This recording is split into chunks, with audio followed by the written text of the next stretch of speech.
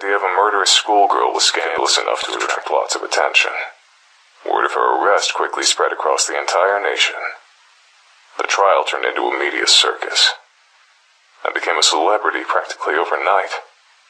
I didn't want to be a public figure, but I did want my investigative skill to be recognized. I hoped that all the attention would boost my career. As it turns out, I was dead wrong. That manipulative little schoolgirl put on the best act I've ever seen.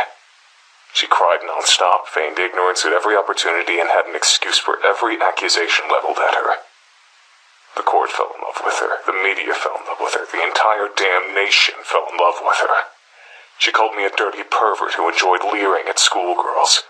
She called me a fame-seeking yellow journalist. She claimed that I only accused her of murder for sensational headlines.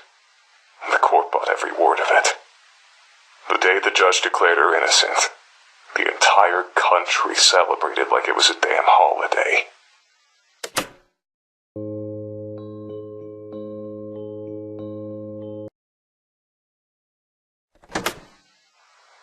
From that day forward, I was a national disgrace. I was known across the country as a lecherous journalist who stalked schoolgirls and tried to throw a girl in prison to boost his own career. I saw disgust in the eyes of every person who looked at me. My house and my car were vandalized every day for weeks. Needless to say, I was never able to work as a journalist again. The police department that arrested the girl was also the subject of national criticism. They were accused of being incompetent fools who would arrest anyone without sufficient evidence. Ever since then, the police in that town have been extremely lenient in an attempt to repair their reputation, and don't want to go anywhere near the local high school except for extremely brief periods of time. But the worst part of the entire experience didn't come from the media or the public. Immediately after the trial, I tried to escape the press by hiding in an alley behind the courthouse. Only one person found me there. It wasn't a journalist or a reporter. It was the girl that had just been declared innocent. I'll never forget her face that day. She was smiling, but her eyes were blank, empty, soulless, like a doll's eyes. She looked like she didn't have a single ounce of humanity in her entire body. With that smiling face, she said to me, "It would be very easy to make your death look like a suicide. Don't ever cross me again." She turned around and left without another word.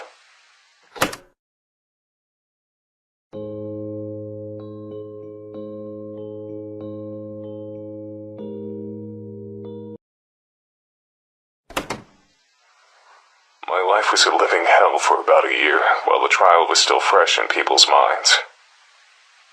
Eventually, the hatred subsided, but it never truly died. There was always someone who recognized me, no matter how much I tried to change my appearance. Finding employment was nearly impossible.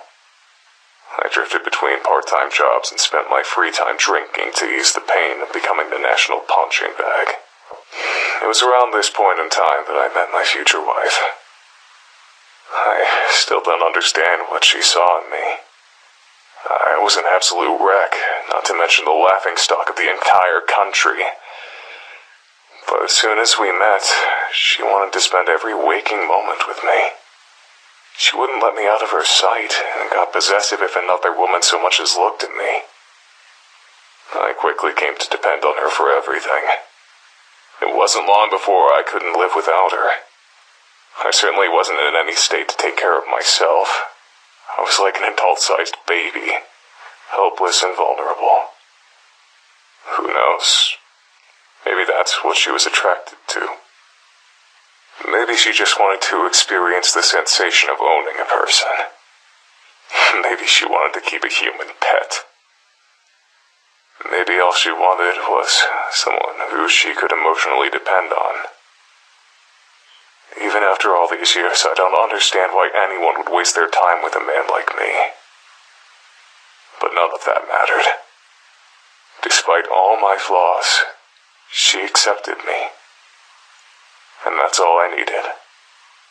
We got married about 6 months after meeting each other.